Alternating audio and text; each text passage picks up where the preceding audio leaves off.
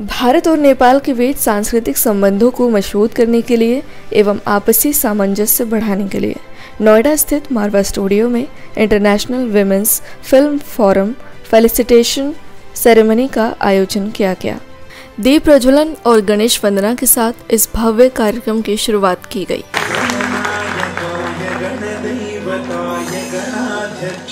इस कार्यक्रम में नेपाल की पूर्व उप प्रधानमंत्री एवं पूर्व विदेश मंत्री सुजाता कोइराला वर्तमान में नेपाल सरकार के पार्लियामेंट की सदस्य मुख्य अतिथि के रूप में शामिल हुईं, जिनका पुष्प गुच्छ देकर स्वागत किया गया एवं अतिथि के रूप में professor Ritulal, director school of fashion and design, professor Albina Abbas, academics director आफ्ट online, Shrimati Shikha Tyagi, associate director SOJMC मौजूद रहीं।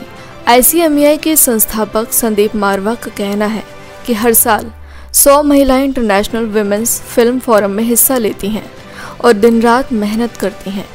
ये बहुत ही सराहनीय है कि महिलाएं हर काम में बढ़ चढ़कर हिस्सा लेती हैं और कंधे से कंधा मिलाकर आगे बढ़ती हैं।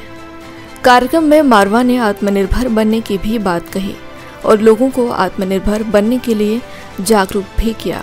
सुजाता कोइराला ने बहुत खुशी व्यक्त करते हुए कहा कि मुझे इस कार्यक्रम का हिस्सा बनकर बहुत अच्छा लग रहा है। उन्होंने नेपाल के बारे में भी सबको बताया। नेपाल में अभी भी इतने संसाधन नहीं हैं जितने कि बाकी जगह हैं, इसलिए वहाँ अभी भी लोगों को पढ़ने लिखने में थोड़ी दिक्कत का सामना करना पड़ता है, लेकिन हमारी कोशिश है कि सभी को सारी सुविधा मिले जिससे वो अपना जीवन को सार्थक बना सके। कार्यक्रम के समापन में वहां शामिल सभी महिलाओं को मुख्य अतिथि के हाथ से और संदीप मारवा द्वारा presentation of life membership of international women's film forum certificate दिया गया। हमारे चांसलर साहब मारवा जी ने यहाँ पे इनवाइट करके इतना ऑनर किया। आई एम रियली बहुत ग्रेटफुल हूँ और स्पेशली महिलाओं के लिए कुछ बातें नेपाल के बारे में भी बताना चाहती थी। मैं भारत की महिलाओं को भी जानना चाहिए अपने नेबरिंग कंट्री में क्या हो रहा है, महिला का स्थिति कैसा है। तो हम लोग दोनों देश अगर एक दूसरों से शेयर करें अपना अपना प्रॉब्लम्स तो हमारे रिलेशन भी अच्छा हो जाएगा और इससे समस्या का भी समाधान हो सकता है। और जितने भी साउथ एशियन कंट्रीज़ हैं एक ही समस्या है प्राय महिलाओं का, कहीं ज़्यादा होगा कहीं कम होगा मगर समस्या सब एक ही है। तो वो शेयर करने में मुझे बहुत अच्छा लगता है। तो आज मुझे बहुत खुश हुई है कि यहाँ भारत में आके इतना अच्छा एक प्रोग्राम फिल्म इंडस्ट्रीज़ के निर्माता लोगों के साथ बैठ के जो महिलाओं संबंधी बातें हुई, इससे नेपाल के जो फिल्म इंडस्ट्री है जो बहुत वीक है उसको भी प्रोत्साहन होगा, वहाँ भी उन लोगों को इनकरेजमेंट होगा और उसको वहाँ के जितने भी एक्टर्स वगैरह हैं या डायरेक्टर्स वगैरह म्यूजिशियंस वगैरह हैं उन लोगों को भी एक हौसला मिलेगा।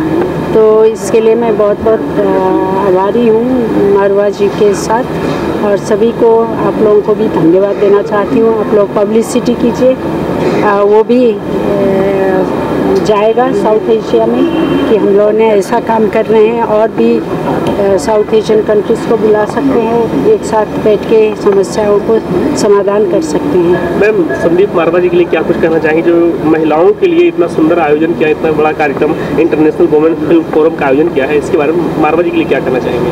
नहीं, मैं तो बहुत ही इम्प्रेस्ड हूँ कि वो सभी सेक्टर से काम करते हैं और फिल्म इंडस्ट्रीज़ में भी महिलाओं का ये जो कार्यक्रम किया मारवा जी ने ये बहुत प्रशंसनीय है। और उन्होंने जो महिला के बारे में कहा, महिला को उच्च सम्मान दिया, ये मुझे बहुत अच्छा लगा। सर आज क्या कुछ कहना चाहिए इंटरनेशनल वुमेन फिल्म फोरम का जो आपने आयोजन किया है, इसके बारे में क्या कुछ कहना चाहिए आप? हमने कुछ साल पहले इंटरनेशनल वुमेन्स फिल्म फोरम की रचना रची थी और ये संस्था बनाई इसलिए गई थी ताकि हम लोग फिल्म, टीवी, मीडिया, आर्ट और कल्चर से जुड़ी हुई महिलाओं को एक अच्छा रूप दे सकें, उन्हें मदद दे सकें, उनको सहयोग दे सकें। लेकिन जब मैं बहुत गहराई में उतरा तो मुझे लगा कि जो महिलाएं फिल्म, टीवी, मीडिया, आर्ट और कल्चर से जुड़ी हुई हैं वो तो बहुत खुश हैं और उनमें अच्छी जागृति है, जोश है, मोटिवेशन ऑलरेडी है। तो ऐसा लगा हमने कि हमें इसकी बाउंड्रीज खोल देनी चाहिए और हमने अपना जो सोच है वो इस दायरे से निकलकर देश भर और दुनिया भर से जुड़ी हुई किसी भी फिल्म, टीवी, मीडिया के छोड़ के किसी भी इंडस्ट्रीज की अगर महिलाएं रही हों, किसी भी सेगमेंट की रही हों, उनकी मदद करने की बात तय की। अब मुझे खुशी है ये कहते हुए कि इंटरनेशनल वुमेन्स फिल्म फोरम अपने आप में एक फेडरेशन का रूप ले चुकी है। 20,000 से भी ज़्यादा महिलाएं जो अलग अलग प्रोफेशन से, बिजनेस से जुड़ी हुई हैं वो इस संस्था से जुड़ी हैं। आज ये तय किया गया था कि हम आदरणीय सुजाता कोइराला जी, जो कि भूतपूर्व उप प्रधानमंत्री रही हैं, नेपाल की मेंबर पार्लियामेंट हैं और नेपाल की ही वो मिनिस्टर ऑफ एक्सटर्नल अफेयर्स रही हैं, वो आई, उन्होंने नए लोगों को इंडक्ट किया है मेंबर और करीब 100 लोग आज इस संस्था में नए मेंबर बने हैं। आज के दौर में इस तरीके के आयोजन समाज के लिए कितना जरूरी है? देखिए, इस किस्म के मौक़ों से जो प्रोत्साहन पैदा होता है वो कहीं भी किसी भी बाज़ार में नहीं मिलता है, किसी भी किताब को पढ़ने से नहीं आता है। आज एक इतनी बड़ी हस्ती खुद आकर जब 100 महिलाओं को सम्मानित कर रही है तो मुझे लगता है एक नया जोश, नई लगन, नई उम्मीद जो इन महिलाओं में पैदा हुई है उसका मुकाबला ही नहीं है। इस आयोजन के अलावा हम बहुत सारी और भी चीज़ें करते हैं, अगर थोड़ा सा प्रकाश आप उन पर डालना चाहें, महिलाओं को सशक्तिकरण के। इसी संस्था के अंदर हम लोग इनकी तमाम परेशानियों को नज़र में रखते हुए इनकी मदद करने की कोशिश करते हैं। इन्हीं महिलाओं को हम, क्योंकि मीडिया से हमारा संबंध है, किसी को टेलीविज़न, किसी को रेडियो प्रोग्राम, किसी का इंटरव्यू, किसी के प्रोग्राम की कवरेज जो अक्सर महिलाओं को इतनी आसानी से प्रदान नहीं हो पाती है वो हम लोग महुआ कराते हैं। और सबसे बड़ी बात तो ये है कि इसी संस्था से जुड़ी हुई हमारी एक जो पहले राष्ट्रीय था अब अंतर्राष्ट्रीय स्तर का अवार्ड हो चुका है, doctor Sarojini Naidu international award for working woman. और आदरणीय अब्दुल कलाम साहब, भारत के भूतपूर्व राष्ट्रपति रहे हैं, उन्होंने ये संदेश हमें दिया था जाने से पहले कि आप हर साल 100 महिलाओं को सम्मानित करते रहिए। और अब कुछ ही दिनों में हम लोग doctor Sarojini Naidu international award for working woman का आयोजन करने वाले हैं। बहुत सारी एप्लीकेशनें देश भर से और दुनिया भर से आ रही हैं, उसकी सिलेक्शन चल रही है। जब वो कंप्लीट हो जाएगा तो उसके लिए भी एक बहुत खूबसूरत आयोजन किया जाएगा।